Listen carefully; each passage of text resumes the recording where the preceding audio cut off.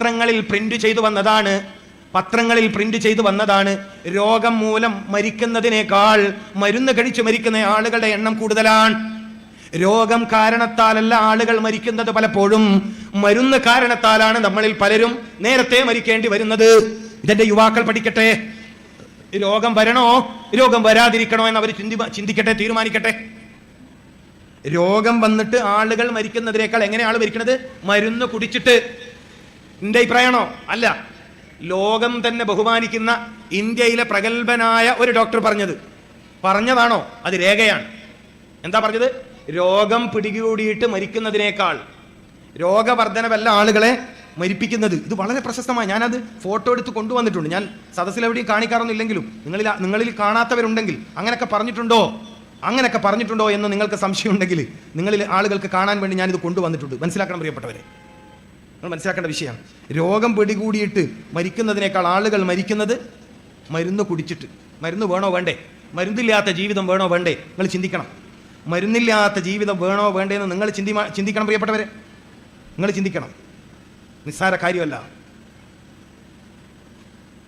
എന്താ, നിങ്ങളിൽ ഒരാളെങ്കിലും ഇത് കാണണമല്ലോ. നിങ്ങളുടെ സദസ്സിൽ നിന്ന് ഒരാളെങ്കിലും അയാളുടെ ഫോട്ടോ സഹിതമുള്ള റിപ്പോർട്ടാണ്. പത്രത്തിൽ നിന്ന് ഫോട്ടോ എടുത്താണിത്. മനസ്സിലാക്കണം. രോഗം വരണോ വേണ്ടേ? അപ്പോൾ രോഗം വരാതിരിക്കാൻ ഖുർആൻ എന്താ പറഞ്ഞത്? ഭക്ഷണം കഴിക്കണം. എപ്പോഴാ ഭക്ഷണം കഴിക്കേണ്ടത്? അത് റമദാൻ പഠിപ്പിച്ചു. രാവിലെ തുടങ്ങണം ഭക്ഷണം. മനസ്സിലായില്ലേ? രാവിലെയാണ് ഭക്ഷണം ശരീരത്തിന് ഏറ്റവും ആവശ്യമുള്ള സമയം. ഹൃദയത്തെ ശക്തിപ്പെടുത്താൻ, ഹൃദയാരോഗ്യത്തെ ശക്തിപ്പെടുത്താൻ, മസ്തിഷ്കത്തെ ശക്തിപ്പെടുത്താൻ, നിങ്ങളുടെ നെർവസുകളെ ശക്തിപ്പെടുത്താൻ നിങ്ങൾ പ്രഭാതത്തിൽ ഭക്ഷണം കഴിക്കുക. നമ്മൾ എത്ര ഭാഗ്യവാന്മാരാണ്. അല്ലാഹുവേ നീ ഉമ്മത്ത് റസൂൽ സല്ലല്ലാഹു അലൈഹി വസല്ലം, ഈ ഉമ്മത്തിൽ ഞങ്ങളെ നീ ജനിപ്പിച്ചല്ലോ. ഇത്രയേറെ ജീവിതത്തിൽ ഗുണപരമായ അറിവ് പഠിപ്പിച്ചു തന്ന ഒരു നായകന്റെ ഉമ്മത്തിയാവാൻ നീ ഞങ്ങളെ ജനിപ്പിച്ചല്ലോ. അൽഹംദുലില്ലാഹില്ലദീ ജഅലനാ മിൻ ഉമ്മത്തി മുഹമ്മദിൻ സല്ലല്ലാഹു അലൈഹി വസല്ലം. എപ്പോഴാ തിന്നേണ്ടത്, എപ്പോഴാ കുടിക്കേണ്ടത്, എപ്പോഴാണ് ഉറങ്ങേണ്ടത്, എന്തെല്ലാം കാര്യങ്ങളാണ് ഒരു നേതാവ് പഠിപ്പിക്കണേ. ഒരു നേതാവ് എന്തെല്ലാം കാര്യങ്ങളാണ് പഠിപ്പിക്കുന്നത്. അപ്പൊ പഴങ്ങൾ കൊണ്ട് തുടങ്ങുക. അത്താഴം കഴിക്കണം, അത്താഴം ഉപേക്ഷിക്കരുത്. അത് ബർക്കത്തുള്ള ഭക്ഷണമാണ്. എന്താ ബർക്കത്തിന്റെ അർത്ഥം? നിങ്ങൾ ചിന്തിക്ക്. എന്താണ് ബർക്കത്തിന്റെ അർത്ഥം? അത്താഴത്തെ ഉപേക്ഷിക്കരുത്. എപ്പോഴാ അത്താഴം കഴിക്കുക? പുലർച്ചെ 4 മണിന്റെയും 5 മണിന്റെയും ഇടയിലുള്ള സമയം, സുബ്ഹ് ബാങ്കിനോടടുത്ത സമയം. അപ്പൊ ആ സമയത്ത് ഭക്ഷണം കഴിക്കലുണ്ടല്ലേ? ഒരു വർഷം 30 ദിവസം നിങ്ങളെ അതിന് മതം പരിശീലിപ്പിച്ചു. എന്തിന്? ബാക്കി 11 മാസക്കാലവും ഭക്ഷണം കഴിക്കാൻ നല്ല സമയം അതാണെന്ന് ബോധ്യപ്പെടുത്താൻ. നമ്മളത് തുടർന്നില്ല, നമ്മളത് ശീലമാക്കിയില്ല. നമ്മൾ മനസ്സിലാക്കിയത് അത് റമദാനിലേക്ക് മാത്രം പറഞ്ഞ കാര്യമാണ്. അത്തിപ്പറ്റ ഉസ്താദിനെ പോലെയുള്ള മഹാന്മാരായ ആളുകൾ എന്ത് മനസ്സിലാക്കി? ഭക്ഷണം കഴിക്കേണ്ട സമയം പൊൽച്ച തന്നെയാണ്, രാവിലെ തന്നെയാണ്, സുബഹി നിസ്കരിക്കുന്നതിന് മുമ്പ് തന്നെയാണ്. മൂപ്പറാ സമയത്ത് കഴിച്ചു. മനസ്സിലാവുന്നുണ്ടോ നിങ്ങൾക്ക്? അപ്പോൾ ഒരു മനുഷ്യൻ എല്ലാ ദിവസവും കഴിക്കേണ്ട ഭക്ഷണം പഴം. ആഴ്ചയിൽ 4 ദിവസം കഴിച്ചാൽ മതി. അതേതാ ഭക്ഷണം? മത്സ്യം. ആഴ്ചയിൽ 4 ദിവസം കഴിച്ചാൽ മതി. ഏതാ ഭക്ഷണം? മത്സ്യം. മത്സ്യത്തിൽ ഗുണമേതിനാ കൂടുതൽ? ചെറിയ മത്സ്യങ്ങൾക്ക്. ഇപ്പോൾ കുഞ്ഞു മത്തി എന്നല്ലേ പറയാം, മത്തി എന്ന് പറയില്ല, ചെറിയ മത്തിയില്ലേ? ഈ മത്തിയുടെയൊക്കെ മുള്ള് ചവച്ച് തിന്നുക.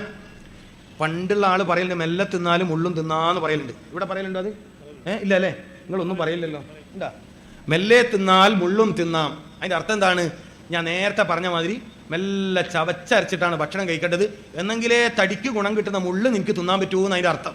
നമ്മൾ പിന്നെ മുള്ള് തിന്നില്ല, പൂച്ചക്ക കൊടുക്കുക. പൂച്ച കൊടുക്കും. അതുകൊണ്ട് പൂച്ചക്ക് 4 കാലിന് സുഖമില്ല. നമുക്ക് ആകെ 2 കാലേ ഉള്ളൂ, 2 ഡാമേജാണ്. ഇതിനാ ശരിക്കും നടക്കാൻ പറ്റുന്ന എത്ര ആളുണ്ട്? നിങ്ങൾ പറയും. ശരിക്കും നടക്കാൻ പറ്റുന്ന എത്ര ആളാണ് കൂട്ടത്തിലുള്ളത്? ഇതൊന്നും കുറ്റം പറയലൊന്നല്ല കേട്ടോ. തിന്നേണ്ടത് തിന്നാത്തതുകൊണ്ട് വന്ന രോഗം. അപ്പൊ ഖുർആൻ എന്താ പറഞ്ഞത്? തിന്നാൽ രോഗം വരില്ല. അത് എവിടുന്നാ പഠിക്കട്ടെ? റസൂലുള്ളാഹി സല്ലല്ലാഹു അലൈഹി വസല്ലം തങ്ങളിൽ നിന്ന്, അവിടുത്തെ അനന്തരവന്മാരിൽ നിന്ന്, സ്വഹാബിവര്യന്മാരിൽ നിന്ന്, റളിയല്ലാഹു അൻഹും, അഇമ്മത്തിൽ നിന്ന്, പൂർവ്വസൂരികളായ പണ്ഡിതരിൽ നിന്ന്. മനസ്സിലാകുന്നുണ്ടോ? മെല്ലെ തിന്നാൽ. ഇപ്പൊ തൈറോയിഡിന്റെ പ്രശ്നം എല്ലാ പെണ്ണുങ്ങൾക്കും അറിയില്ലേ? തൈറോയിഡ് പ്രശ്നം നിസാര സംഭവമാണോ? ഇത് നിസാരാണോ? നിങ്ങളിൽ പലർക്കും തൈറോയിഡിന്റെ കംപ്ലൈന്റ് ഉണ്ടെന്ന് വെച്ചോ. ഞാൻ നേരത്തെ പറഞ്ഞൊരു പഴം ഉണ്ടല്ലോ, നേന്ത്രപ്പഴം. മനസ്സിലായില്ല? ഈ നേന്ത്രപ്പഴം തിന്നതിന് ശേഷം പെണ്ണുങ്ങളോടാ പറയും, ഇവിടെ ശ്രദ്ധിക്കും. നേന്ത്രപ്പഴം തിന്നതിന് ശേഷം അതിൻ്റെ തൊലി, അതിൻ്റെ ഉൾഭാഗം ചുരണ്ടിയിട്ട്, ഇവിടെ ശ്രദ്ധിക്കും പെണ്ണുങ്ങൾ, ഇവിടെ ശ്രദ്ധിക്കും. ഇങ്ങനെ തൊലിയുടെ ഉൾഭാഗം ഇങ്ങനെ ചുരണ്ടുക. മനസ്സിലാവുന്നില്ല അല്ലേ? മനസ്സിലായിട്ടില്ല? മനസ്സിലായോ? നേന്ത്രപ്പഴത്തിൻ്റെ തൊലി അത് മേശൻ്റെ മുകളിൽ നിർത്തി വെക്കുക. മനസ്സിലായില്ലേ? എന്നിട്ട് അതിൻ്റെ ഉള്ളിൽ ഇങ്ങനെ സ്പൂൺ കൊണ്ട് ചിരണ്ടി എടുത്തിട്ട് അത് കഴിക്കുക. നമ്മളിത് പശുവിന് വെള്ളത്തിലിട്ട് കൊടുക്കും. പശുവിന് അതുകൊണ്ട് കാലിന് സുഖമുണ്ടോ? ഉണ്ടോ? നിങ്ങളിങ്ങനെ മംഗലാപുരത്ത് ഗുളികയും വാങ്ങി നടന്നോളി. ഗുണമുള്ളതൊന്നും നിങ്ങൾ കഴിക്കുന്നില്ല പ്രിയപ്പെട്ടവരെ. ഖുർആൻ പറഞ്ഞത് ഭക്ഷണം കഴിക്കൂ, സുഖേട് വരില്ല. ജലീൽ ദാരിമിന്റെ അഭിപ്രായമാണോ? ഇമാം റംലി റഹ്മഹുല്ലാ, ലോക പ്രശസ്ത പണ്ഡിതൻ, തഫ്സീർ എഴുതിയ പണ്ഡിതൻ. എന്നിട്ടോ നിങ്ങൾ പഴുക്കാത്ത പഴം വാങ്ങിയിട്ട് തിന്നു. ഈ പെണ്ണുങ്ങളൊന്നും പീടിയെ പോയാലും നല്ലോണം പഴുത്ത പഴം വാങ്ങൂല. ഞങ്ങളെല്ലാം നാട്ടിൽ നല്ലോണം പഴുത്ത പഴം, പിന്നെ കച്ചവടക്കാരൻ അത് നോക്കിയോണ്ട് ടെൻഷൻ അടിച്ചിരിക്കേണ്ടി വരും. മനസ്സിലായിട്ടില്ല? നല്ലോണം പഴുത്ത് പാകമായ പഴം അഥവാ ഇവ മുറിച്ചിട്ട് തുരാസിൽ വെക്കാൻ നോക്കിയാൽ വിടൂല. അത് വേണ്ട, ആ മഞ്ഞ കളറുള്ള പഴം എടുത്താൽ മതി. അതിന് ഗുണം കുറവാണ്. നേന്ത്രപ്പഴത്തിന്റെ ഗുണം എവിടെയാണ്? പഴുത്ത് തൊലി കറുത്ത പഴത്തിലെ നേന്ത്രപ്പഴത്തിന്റെ ഗുണം തടിക്ക് കിട്ടും. നിങ്ങളിൽ ഭാഗ്യവാന്മാർ നാളെ മുതൽ ഇതൊക്കെ ശ്രദ്ധിക്കും, അല്ലാത്തവർ പഴയ പോലെ തുടരും. ഏതായാലും ഇക്കൊല്ലം കൂടി ഇങ്ങനെ പോട്ട്. കാരണം കുറേ ഡോക്ടർമാർ ജീവിച്ച് പോകണ്ടല്ലോ. കാരണം അവരെ കുടുംബം പട്ടിണിയായി പോകും. നിങ്ങൾ ശരാശരി ആവശ്യമുള്ളതൊക്കെ തിന്നുകയും കുടിക്കുകയും ചെയ്താൽ എന്നെ പോലത്തെ അവിടെ പണി പോകും. എനിക്കിങ്ങനെ പ്രസംഗിക്കാൻ പറ്റുമെങ്കിൽ എന്തും കിട്ടിയിട്ട് ജീവിക്കാൻ നോക്കുക. സാധാ പ്രസംഗിക്കാൻ അറിയാത്ത ഡോക്ടറെ പോയി ജീവിക്കും. പ്രശ്നമാണ്. അതുകൊണ്ട് നിങ്ങൾ മാറ്റം വരുത്തണോ അല്ല ഇതുപോലെ തുടരണോ? അത് നിങ്ങൾ തീരുമാനിച്ചോളി. ഖുർആന്റെ വാക്ക് കുലു, നിങ്ങൾ ഭക്ഷണം കഴിക്കൂ. അതങ്ങാൻ പഠിച്ചിരുന്നുവെങ്കിൽ ഈ സമൂഹത്തിൽ രോഗികളുണ്ടോ? അപ്പോൾ തൈറോയിഡിൻ്റെ പ്രശ്നം എന്തൊക്കെയാണ് വേണ്ടത്? നേന്ത്രപ്പഴത്തിൻ്റെ തൊലി, പിന്നെ ചെറിയ മത്തിയുടെ, മുള്ളൻ്റെ, നത്തൽ എന്ന് പറയില്ല കുഞ്ഞും, അതിൻ്റെയൊക്കെ മുള്ള് ചവച്ചരച്ച് കഴിച്ചാൽ, നാടൻ കോഴിയുടെ ചെറിയ മുള്ളുണ്ടാവും. നാടൻ കോഴിയില്ലേ, അതിൻ്റെ ചെറിയ എല്ലില്ലേ, ചെറിയ എല്ല്, കുഞ്ഞു എല്ല്, അത് ചവച്ചരച്ചിറക്കിയാൽ തൈറോയിഡിൻ്റെ പ്രശ്നത്തിൽ ഒരൊറ്റ പെൺകുട്ടി പിന്നെ ചികിത്സിക്കേണ്ടി വരില്ല. മരുന്ന് കമ്പനിക്കാരനാണ് ഇതിൻ്റെ മുട്ടായി വന്നിട്ട് വേറെ എന്ത് ചെയ്യാം? നമ്മളിങ്ങനെ തൈറോയിഡിൻ്റെ രോഗിയായിട്ട് നിങ്ങളിത് പ്രവർത്തിക്കുന്നുണ്ടോ? ഞാൻ 3 മാസം കൊണ്ട് പരിഹരിക്കാൻ പറ്റുന്ന പ്രശ്നമാണ് ഈ തൈറോയിഡ് കംപ്ലൈൻറ്റ്. എത്ര കൊല്ലമായി ചില പെണ്ണുങ്ങന്മാരുടെ ഗുളിക കുടിക്കാൻ തുടങ്ങിയിട്ട് ചോദിച്ചു നോക്കിയാൽ 3 മാസം കൊണ്ട് ക്ലിയർ ചെയ്യാൻ പറ്റുന്ന ഒരു പ്രശ്നമാണ് തൈറോയിഡ് സംബന്ധമായ പ്രശ്നം. പക്ഷേ 3 മാസവും ചിട്ടയോടെ ഈ പറഞ്ഞ കാര്യങ്ങൾ ചെയ്യണം. അല്ലാണ്ട് ഞാൻ നേരത്തെ പറഞ്ഞ ഒരു പൂതിക്കൊരു ആഴ്ചക്കൊരു ദിവസം മത്തിയും കഴിച്ച് പിറ്റത്തെ ആഴ്ച നേന്ത്രപ്പഴത്തിൻ്റെ തൊലിയും കഴിച്ച് തൈറോയിഡ് മാറിയിട്ടില്ലല്ലോ, അയാൾ ചുമ്മാ അയാൾ പറഞ്ഞതായിരിക്കോ? മാറത്തില്ല. പിന്നെ ചില ആളുകൾക്കൊന്നും വീട്ടിൽ മരുന്നില്ലെങ്കിൽ ഒരു സമാധാനക്കേടാണ്. അങ്ങനെയുള്ള കൗമുണ്ട്. മരുന്ന് തീർന്നാ ബേജാറുള്ളവർ, മരുന്നില്ലെങ്കിൽ പ്രയാസം. മരുന്നില്ലാണ്ട് എങ്ങനെയാ മുന്നോട്ട് പോവാ? മരുന്ന് വേണ്ടാന്ന് വെക്കുന്ന ഇതാ റിപ്പോർട്ട് ഇവിടെ ഉണ്ട് കേട്ടോ, കാണേണ്ടവർ. രോഗം മൂലം മരിക്കുന്നവരെക്കാൾ കൂടുതൽ പേർ മരിക്കുന്നത് മരുന്നുകളുടെ പാർശ്വഫലങ്ങൾ മൂലം. Doctor B M Hegde. ഞാനതാ പറഞ്ഞത്, നമ്മുടെ സമൂഹത്തിൽ ഏറ്റവും മരുന്ന് കുടിക്കുന്നവർ ഈ സ്ത്രീകളാണ്. ഇവരുടെ കാര്യത്തിൽ നമ്മളൊരു തീരുമാനം എടുക്കണം. അപ്പോൾ രാവിലെ ഭക്ഷണം കഴിക്കുക, പഴങ്ങൾ കൊണ്ട് തുടങ്ങുക. മനുഷ്യൻ ഭൂമിയിൽ താമസം ആരംഭിച്ചത് പഴഭക്ഷണത്തോടൊപ്പം സയ്യിദുനാ മുഹമ്മദ് റസൂൽ സല്ലല്ലാഹു അലൈഹി വസല്ലമ തങ്ങൾക്ക് ഏറ്റവും താല്പര്യമുള്ള ഭക്ഷണം പഴമായിരുന്നു. പഴങ്ങൾ വളരെ താല്പര്യത്തോടെ കഴിക്കുന്ന ആളായിരുന്നു. നമ്മളങ്ങനെ ചെയ്യണം. അപ്പോൾ വിശക്കുമ്പോൾ മാത്രം ഭക്ഷണം കഴിക്കുന്ന ശൈലിയാണ് ഇസ്ലാം മുന്നോട്ട് വെക്കുന്നത്. എപ്പോഴാണ് ഭക്ഷണം കഴിക്കേണ്ടത്? എപ്പോഴാണ് ഒരു മനുഷ്യൻ ആരോഗ്യത്തിന് ഗുണപരമാകുന്ന രൂപത്തിൽ ഭക്ഷണം കഴിക്കേണ്ടത്? വിശക്കുമ്പോഴാണ് ഭക്ഷണം കഴിക്കേണ്ടത്. ഒരു മറുപടി അതാണ്. വിശപ്പില്ലെങ്കിലോ ഭക്ഷണം കഴിക്കാൻ പാടില്ല. അപ്പോൾ ഒരു ദിവസം മുഴുവൻ വിശക്കാത്ത ആളോ, അയാൾ ഡോക്ടറെ കാണുക. ഇസ്ലാം പഠിപ്പിക്കുന്നു, മുഹമ്മദ് റസൂൽ സല്ലല്ലാഹു അലൈഹി വസല്ലമ തങ്ങൾ പഠിപ്പിക്കുന്നു, വിശക്കുമ്പോഴാണ് ഭക്ഷണം കഴിക്കേണ്ടത്. അപ്പൊ സദസ്സിലുള്ള ഒരാൾക്ക് ചോദ്യം, ഒരാൾക്ക് തീരെ വിശപ്പില്ല, അപ്പൊ അയാൾ തിന്നണ്ടെന്നാണോ? അതെ, അയാൾ ഭക്ഷണം കഴിക്കേണ്ടതില്ല. അപ്പൊ അയാൾക്ക് കൂടുതൽ സുഖേട് വരൂലേ? ഇല്ല, അയാൾ ഡോക്ടറെ കണ്ടാൽ മതി. ഒരാൾക്ക് വിശപ്പില്ലെങ്കിൽ അയാൾ ഡോക്ടറെ കണ്ട് ചികിത്സ തേടണം. ഒരാൾക്ക് അമിത വിശപ്പുണ്ടെങ്കിലും അയാൾ ഡോക്ടറെ കാണണം. വിശപ്പ് ആരോഗ്യമാണ്, ദാഹം ആരോഗ്യമാണ്. ഇതൊക്കെ ആരോഗ്യത്തിന്റെ ലക്ഷണമാണ്. ഒരാൾക്ക് വിശപ്പ് വരിക എന്ന് പറഞ്ഞാൽ ആരോഗ്യത്തിന്റെ ലക്ഷണമാണ്. ദാഹം വരിക എന്ന് പറഞ്ഞാൽ ആരോഗ്യത്തിന്റെ ലക്ഷണമാണ്. 3 മണിക്കൂറിൽ ഒരിക്കലെങ്കിലും മൂത്രമൊഴിക്കാൻ തോന്നുക എന്ന് പറഞ്ഞാൽ ആരോഗ്യമുള്ള മനുഷ്യന്റെ ലക്ഷണമാണ്. ഒരു ദിവസത്തിൽ 2 നേരമെങ്കിലും 2 പ്രാവശ്യമെങ്കിലും 40 വയസ്സിന് താഴെയുള്ള ഒരു മനുഷ്യൻ ഒരു ദിവസത്തിൽ 2 തവണയെങ്കിലും മലവിസർജനം നടത്തുക എന്നുള്ളത് ആരോഗ്യമുള്ളതിന്റെ ലക്ഷണമാണ്. ശരീരത്തിൽ വേർപ്പുണ്ടാവുക എന്നുള്ളത് ആരോഗ്യത്തിന്റെ ലക്ഷണമാണ്. ആരോഗ്യത്തിന് അങ്ങനെ കുറെ അടയാളങ്ങളുണ്ട്. അപ്പൊ വിശപ്പ് ആരോഗ്യമാണ്, അമിത വിശപ്പ് രോഗമാണ്. മനസ്സിലാക്കണം. അമിത വിശപ്പ് രോഗമാണ്. ചില പ്രമേഹ രോഗികളുണ്ട്, അവർക്ക് ചിലപ്പോൾ ഭയങ്കര വിശപ്പുണ്ടാവും. അത് അവർ കഴിക്കുന്ന ചില മരുന്നിന്റെ പ്രശ്നമാണ്. ചില ഇനം മരുന്നുകൾ വിശപ്പ് കൂട്ടും, ശ്രദ്ധിക്കണം. അപ്പോൾ പ്രമേഹ രോഗികളായ ചില സഹോദരന്മാർക്ക് രാവിലെ തന്നെ പഴം കഴിക്കുക എന്ന് പറഞ്ഞാൽ ഞങ്ങളോട് ഡോക്ടർമാർ മധുരം കഴിക്കേണ്ടെന്ന് പറഞ്ഞുകൊണ്ട് ഇപ്പോൾ പഴം കഴിക്കില്ലല്ലോ. എൻ്റെ പ്രിയപ്പെട്ട മുഅ്മിനീങ്ങളെ, പേരക്ക എന്ന പഴത്തിലൂടെ നിങ്ങൾക്ക് ഷുഗറിന് കംപ്ലൈൻറ്റ് വരില്ല, അത് മധുരമുള്ള പഴം. പപ്പായ, കർമൂസ എന്ന് പറയുന്ന പഴത്തിലൂടെ നിങ്ങൾ പ്രമേഹ രോഗിയാണ്, നിങ്ങൾ കംപ്ലൈൻറ്റ് വരില്ല, അത് പ്രകൃതിപരമായ മധുരമാണ്. നേന്ത്രപ്പഴത്തിലൂടെയും നിങ്ങൾക്ക് ഷുഗറിന് പ്രത്യേക തകരാറൊന്നും വരില്ല. മധുരം പ്രശ്നം വരുത്ത് ബേക്കറി മധുരം, പിന്നെ പാൽപ്പൊടി ചേർത്ത ചായ, മിൽക്ക് പൗഡർ കമ്പനികൾ നിർമ്മിക്കുന്ന പാൽപ്പൊടി ചേർത്ത ചായ, അത് ഷുഗർ രോഗികൾ ഒഴിവാക്കൽ നല്ലതാണ്. ബേക്കറി ഐറ്റംസ് ഒഴിവാക്കൽ നല്ലതാണ്. പിന്നെ ബ്രോയിലർ ചിക്കൻ ഒഴിവാക്കുന്നത് നല്ലതാണ്.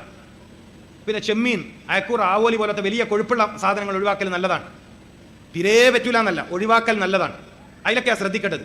അല്ലാതെ നേന്ത്രപ്പഴത്തിലും പേരക്കയിലും പിന്നെ പപ്പായയിലും നിങ്ങൾ പേടിച്ച് ബേജാറായി മാറി നിൽക്കണ്ട.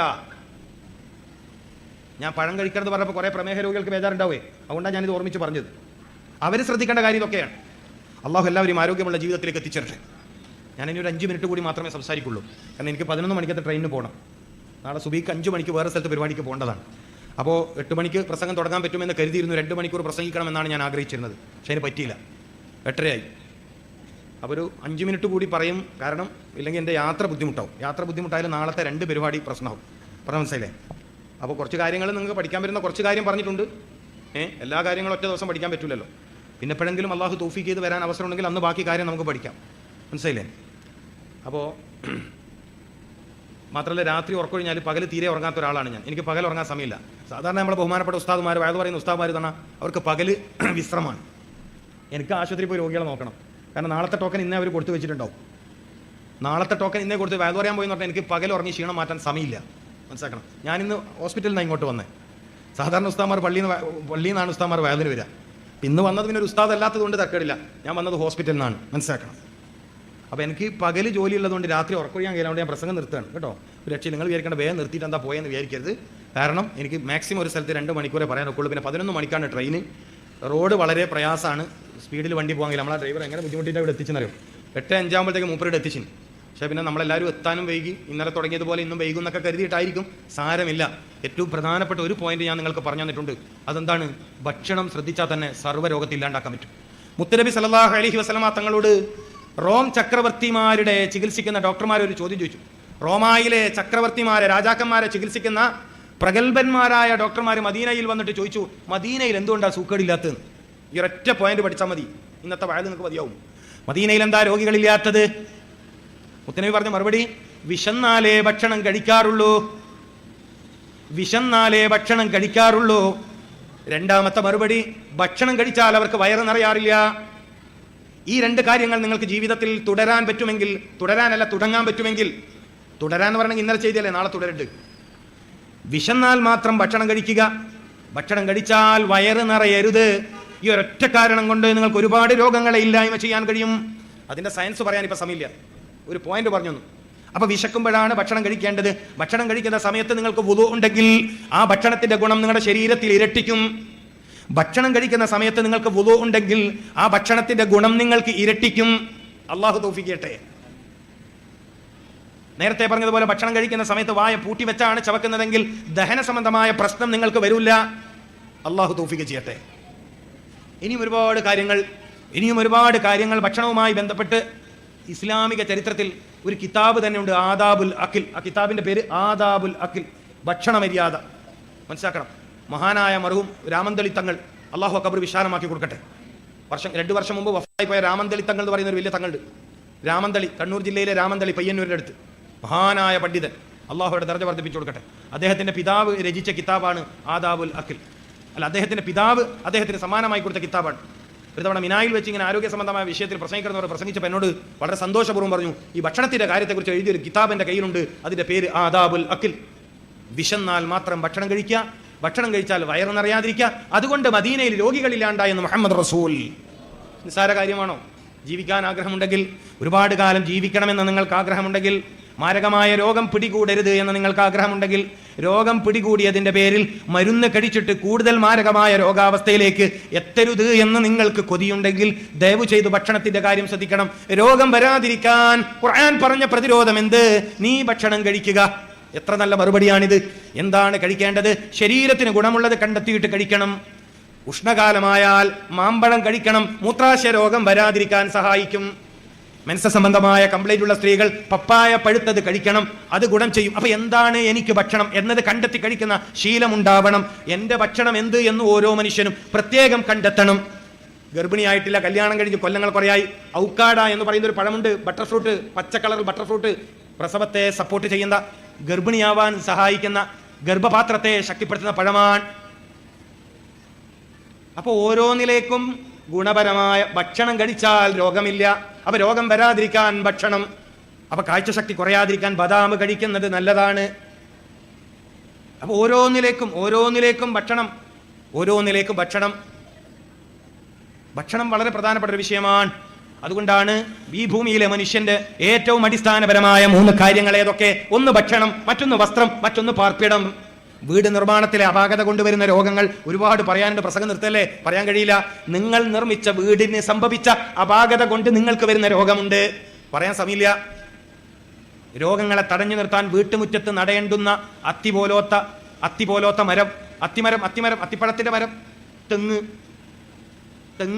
തെങ്ങ് ഇപ്പൊ കണ്ടില്ല പലരും അവിടെ തെങ്ങല്ലേ, അത് തെങ്ങാണോ? ഇപ്പൊ വീട്ടിന്റെ മുറ്റത്ത് ഒരു തെങ്ങ് നടുക, എന്നിട്ട് ആ തെങ്ങിന്റെ ഓലയിൽ തട്ടിയ കാറ്റ് നമ്മുടെ നെഞ്ചിന് തട്ടുക, അതിന്റെ ഗുണമുണ്ട്, പറയാൻ സമയമില്ല. അപ്പൊ വീട് നിർമ്മാണത്തിലെ അപാകത കൊണ്ടുവരുന്ന രോഗങ്ങളുണ്ട് പ്രിയപ്പെട്ടവരെ. വസ്ത്രം ധരിക്കുന്നതിലെ അപാകത കൊണ്ടുവരുന്ന രോഗമുണ്ട്. ടൈറ്റായ പാന്റ് ധരിക്കുന്ന ചെറുപ്പക്കാർക്ക് എന്തെല്ലാം സൂക്കേട് വരും. സംഭവം നല്ല ഫാഷനാണ്, പക്ഷേ എല്ലാ ദിവസവും ടൈറ്റായ പാന്റ് ധരിച്ച് നടക്കുന്ന ചെറുപ്പക്കാർക്ക് വരുന്ന രോഗം പറയാനുണ്ട്. ഒരുപാട് കാര്യങ്ങൾ പഠിക്കാനുണ്ട്. ഇത്തരമൊരു വിഷയം ചർച്ചയ്ക്ക് തെരഞ്ഞെടുത്ത ബഹുമാനപ്പെട്ട മഹല്ല് ഭാരവാഹികൾ ഞാൻ അങ്ങേറ്റം അഭിനന്ദിക്കുക. നിങ്ങൾ ഈ മഹല്ല് നിവാസികൾക്ക്, ഈ നാട്ടുകാർക്ക് നിങ്ങൾ ചെയ്തു കൊടുത്ത വലിയൊരു സേവനമാണ്. ഇത് തുടങ്ങിയിട്ടേ ഉള്ളൂ. ഇതൊരുപാട് പഠിക്കാനുണ്ട്. ഓരോ രോഗങ്ങളും വരുന്ന വഴികളെക്കുറിച്ച് മനസ്സിലാക്കാനുണ്ട്. ഏറ്റവും പ്രധാനപ്പെട്ട, എല്ലാവർക്കും ഒരുപോലെ ഉപകാരപ്പെടുന്ന ഭക്ഷണവുമായി ബന്ധപ്പെട്ട കുറഞ്ഞൊരു കാര്യം മാത്രമേ ഞാൻ തുടങ്ങി വെച്ചിട്ടുള്ളൂ. വെള്ളം പറയാനുണ്ട്. കുടിക്കുന്ന വെള്ളത്തെക്കുറിച്ച് ഒരുപാട് കാര്യം പറയാനുണ്ട്. കിണർ വെള്ളത്തെക്കുറിച്ച്, ബോർവെൽ വെള്ളത്തെക്കുറിച്ച്, കുഴൽക്കിണറിലെ വെള്ളത്തെക്കുറിച്ച്, പലപ്പോഴും രുചികരമെന്ന് കരുതി നമ്മൾ കുടിച്ച ബോട്ടിൽ വെള്ളങ്ങളെക്കുറിച്ച്, പേരിൽ മിനറൽ വാട്ടലാണെങ്കിലും ആ ബോട്ടിലിൽ മിനറൽസ് ഉണ്ടോ എന്നതിനെക്കുറിച്ച് ഒരുപാട് കാര്യങ്ങൾ ചർച്ച ചെയ്യാനുണ്ട്. വെള്ളം കുടിക്കാത്തതിൻ്റെ പേരിൽ വരാൻ സാധ്യതയുള്ള, മതിയായ അളവിൽ വെള്ളം കുടിക്കാത്തതിൻ്റെ പേരിൽ വരാൻ സാധ്യതയുള്ള മൂത്രാശയ രോഗത്തെക്കുറിച്ചും കിഡ്നി സംബന്ധമായ അപകടത്തെക്കുറിച്ചും ഈ സമൂഹം ബോധവൽക്കരിക്കപ്പെടേണ്ടതുണ്ട്. മനസ്സിലാക്കണം. അങ്ങനെ ഒരുപാട് കാര്യങ്ങൾ നമുക്ക് പഠിക്കാനും മനസ്സിലാക്കാനുമുണ്ട്. അള്ളാഹു നമുക്ക് അതിലേക്കുള്ള വഴി എളുപ്പമാക്കി തരട്ടെ. അള്ളാഹു നമ്മളെ അതിലേക്കുള്ള വഴി എളുപ്പമാക്കി തരട്ടെ. സയ്യിദുനാ മുഹമ്മദ് റസൂൽ സല്ലല്ലാഹു അലൈഹി വസല്ലം ജീവിതത്തിലെ വലിയ സൗഭാഗ്യമാണ്. നമുക്ക് അള്ളാഹു നൽകിയ വലിയ സൗഭാഗ്യമാണ്. ഏറ്റവും ശരിയായ ജീവിത വിജയത്തിന്റെ മാർഗങ്ങൾ പഠിപ്പിച്ചു തന്ന ദൂതരാണ്. ആ വഴി പഠിക്കുക. നമ്മൾ ഏറ്റവും ലാസ്റ്റത്തെ ഒരു വാക്കുകൂടി പറഞ്ഞ് ഞാൻ പ്രശ്നം നിർത്താൻ. ഇന്ന് വ്യാപകമാകുന്ന രോഗങ്ങളെക്കുറിച്ച്, ഇന്ന് സമൂഹത്തിൽ വ്യാപകമാകുന്ന രോഗങ്ങളെക്കുറിച്ച് പൊതുവെ ഡോക്ടർമാർ പറയുന്ന ഒരു പേരുണ്ട്, ലൈഫ് സ്റ്റൈൽ ഡിസീസ്, ജീവിതശൈലി രോഗം. കേട്ടിട്ടോ? ജീവിതശൈലി രോഗം എന്നാണ് ഇന്ന് വ്യാപകമായി. ക്യാൻസർ, കരള് രോഗം, കിഡ്നി രോഗം, അതുപോലെ അറ്റാക്ക്, പിന്നെ സ്ട്രോക്ക്, പക്ഷാഘാതം, പെട്ടെന്നൊരു ഭാഗം തളർന്ന് കിടപ്പിലാവുക, എല്ല് തേയ്മാനം, ഇതൊക്കെ ജീവിതശൈലി രോഗമാണ്. രോഗം വരാത്ത ശൈലിയുണ്ട്. ജീവിതത്തിൽ ഒരിക്കലും നിങ്ങളെ രോഗം പിടികൂടാതെ ജീവിക്കാൻ പറ്റുന്ന ഒരു ശൈലിയുണ്ട്. ആ ശൈലിക്ക് അറബിയിൽ പറയുന്ന പേരാണ് സുന്നത്തുർ റസൂൽ സല്ലല്ലാഹു അലൈഹി വസല്ലം. ഇത്തിബാഉർ റസൂൽ സയ്യിദുനാ മുഹമ്മദ് റസൂൽ സല്ലല്ലാഹു അലൈഹി വസല്ലം തങ്ങളെ ജീവിതത്തിന്റെ കാര്യത്തിൽ തുടരാൻ അല്ലാഹു സുബ്ഹാനഹു വ തആല നമുക്കെല്ലാവർക്കും തൗഫീക്ക് നൽകട്ടെ. മാരക രോഗങ്ങൾ പേമാരിയായി മനുഷ്യ സമുദായത്തിന്റെ ജീവിതത്തിന്മേൽ തിമിർത്ത് പയ്യുന്ന കാലം, പ്രയാസകരമായ രോഗം കാരണം, സഹിക്കപറ്റാത്ത വേദന കാരണം ആളുകൾ മരണം കൊതിച്ചു പോകുന്ന കാലമാണിത്. ഖുർആൻ പറയണം, ഹദീസ് പറയണം, രോഗമുക്ത സമൂഹത്തെ, രോഗമില്ലാത്ത സമൂഹത്തെ ഖുർആനിലൂടെ സാധ്യമാക്കാൻ കഴിയുമെന്ന് നമുക്ക് ബോധ്യപ്പെടുത്താൻ കഴിയും. അള്ളാഹു തൗഫീക്ക് നൽകട്ടെ. ഞാൻ പ്രസംഗം നിർത്തുകയാണ്. ഞാൻ പറഞ്ഞു വന്നത്, വിശുദ്ധ ഖുർആനിൽ രോഗം വരാതിരിക്കാനുള്ള വഴി പറഞ്ഞിട്ടുണ്ട്. അതിലൊരു കാര്യം മാത്രമാണ് തുടങ്ങി വെച്ചത്. 1.25 മണിക്കൂർ സമയമായി.